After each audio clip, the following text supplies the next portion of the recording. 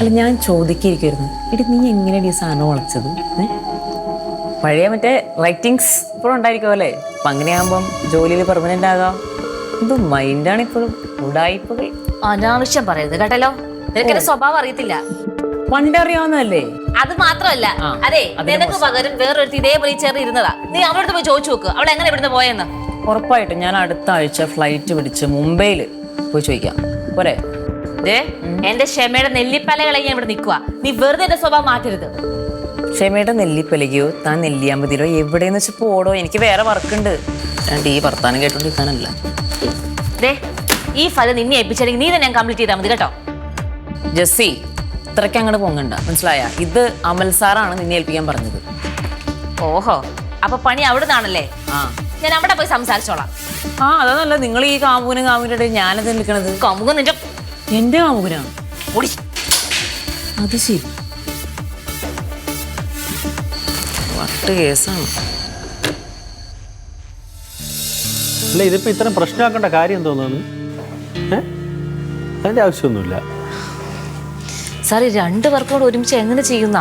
നമുക്കിപ്പം പുതിയ പ്രോജക്റ്റ് ചെയ്യാൻ ഏകദേശം 2 ആഴ്ച സമയമുണ്ടല്ലോ. അപ്പൊ അതിനിടയ്ക്ക് ചെറിയ ചെറിയ വർക്കുകളൊക്കെ ചെയ്യണം. നമ്മുടെ രീതി അങ്ങനെയല്ലേ ഈ കമ്പനിയുടെ. പക്ഷെ ഇത് ഇവിടെ എത്ര പേര് സ്റ്റാഫുകളുണ്ട്, അവർക്ക് ആർക്കെങ്കിലും ചെയ്താൽ തീരാവുന്നതേ ഉള്ളൂ. ജെസ്സി, ഇതിപ്പം എക്സ്പീരിയൻസ് ഉള്ള ആരെങ്കിലും തന്നെ ചെയ്യണ്ടേ? അതുപോലെ ജോയ് സാറിന്റെ വർക്ക് ഇതിനു മുന്നിൽ ജെസ്സി ആണല്ലേ ചെയ്തിട്ടുള്ളത്. അപ്പൊ അവരും പറഞ്ഞു ജെസ്സി മതിയെന്ന്. അതുകൊണ്ട് ഞാനങ്ങ് സമ്മതിച്ചു.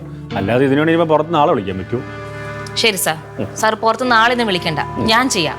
പക്ഷെ ഒറ്റ ഒരു കാര്യം, എന്തായാലും ഈ വർക്ക് 2 ദിവസം കൊണ്ട് തീരത്തില്ല സാർ. അത് മാത്രം അവരൊന്ന് ഇൻഫോം ചെയ്യണം. വൈകുന്നേരം പ്രൊജക്ട് തീരാതെ സാർ എൻ്റെ അടുത്ത് ദേഷ്യപ്പെട്ടിട്ട് യാതൊരു കാര്യമില്ല. ഞാൻ പിന്നെ ജെസ്സി അടുത്തല്ല വേറെ ആടുത്ത് ചോദിക്കും. സത്യം പറട്ടെ ജെസ്സി, ആ ക്രിസ്റ്റീന ഈ സമയത്ത് ഉണ്ടായിരുന്നെങ്കിൽ, അയ്യോ, ജെസ്സിക്കും ക്രിസ്റ്റീനയ്ക്ക് ഏകദേശം ഒരേ എക്സ്പീരിയൻസ് അല്ലേ ഉള്ളൂ. എന്നിട്ടും ആ കുട്ടി ഇത്രയും കൃത്യമായിട്ട് കാര്യങ്ങളൊക്കെ ചെയ്തതുണ്ടെങ്കിൽ അത് അയാളുടെ ബ്രില്യൻസ് ആണ്. എനിക്ക് അയാളെക്കുറിച്ചൊരു അഭിമാനം തോന്നുന്നു. ജന്തു പോയാലും വീരവറ തീരത്തില്ല. ക്രിസ്റ്റീന ലോങ് ലീവ് കഴിഞ്ഞ് തിരിച്ചു വരും. അപ്പോൾ അവിടെ ചില സംഭവങ്ങളൊക്കെ നടക്കും. അത് വരുമ്പോഴല്ലേ സാർ? അപ്പൊ നോക്കാം. ചിലപ്പോൾ അതിന് മുമ്പ് നടക്കും. സാർ എന്താ ഉദ്ദേശിച്ചത് മനസ്സിലായില്ല? ഇല്ല, അതൊക്കെ ഞാൻ വഴി അറിയിക്കാം. ജെസ്സി, അമ്മയും ജെസ്സിയും ക്ലാസ്മേറ്റ്സ് ആണല്ലേ? ഓ, അവള് സാറിൻ്റെ അടുത്തെല്ലാം പറഞ്ഞോ? പറഞ്ഞു, വേറെ ചില കാര്യങ്ങൾ പറഞ്ഞു. ഞാൻ ആള് വിചാരിച്ചോലൊന്നല്ലല്ലോ. ഒരുപാട് നമ്പറൊക്കെ കയ്യിലുണ്ടല്ലേ. ഇതുപോലത്തെ ലെറ്റർ എനിക്ക് കൂടി തരും. സാർ, അത് പണ്ട് കോളേജിൽ ഫ്രണ്ട്സ് എല്ലാവരും കൂടെ ചെയ്ത് നടത്തിയതാ, അല്ലാതെ ഞാനല്ല. അത് മനസ്സിലായി. ഒരു കാര്യം ചെയ്യും, എന്തായാലും ഈ വർക്കൊന്ന് കംപ്ലീറ്റ് ചെയ്യും. എടുത്തെഴുതാൻ കാണിച്ച മുടുക്കൊക്കെ ഇവിടെ കൊണ്ടൊന്ന് കാണിക്കും.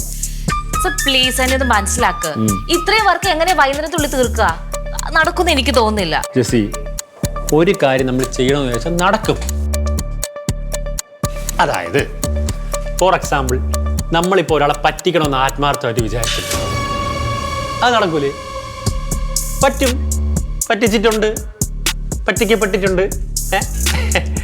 പക്ഷെ ഇനി അങ്ങനെ ഉണ്ടാവില്ല. എന്തായാലും അതൊക്കെ ഒന്ന് മനസ്സിൽ വെച്ചിട്ട് ഞാൻ നേരത്തെ പറഞ്ഞ പോലെ ആ ലെറ്റർ എഴുതിയ ആത്മാർത്ഥത ഈ വർക്കിൽ ഒന്ന് കാണിച്ച് കംപ്ലീറ്റ് ചെയ്ത് കാണിക്കും. ഓക്കെ?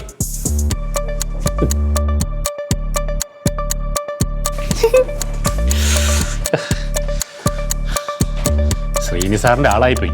ഇല്ലെങ്കിൽ അവനെ DL ആയിട്ട് ഞാൻ മാറ്റിയതന്നെ. നിന്നെ അവിടെ ഞാൻ പുറത്ത് അടിക്കാൻ ചെയ്തത്. ഇതുപോലെ പണിയെടുക്കുന്ന 2 കിട്ടിയിരുന്നെങ്കിൽ ഉണ്ടല്ലോ, 2 കാര്യം ഞാൻ തീരുമാനമാക്കിയത്.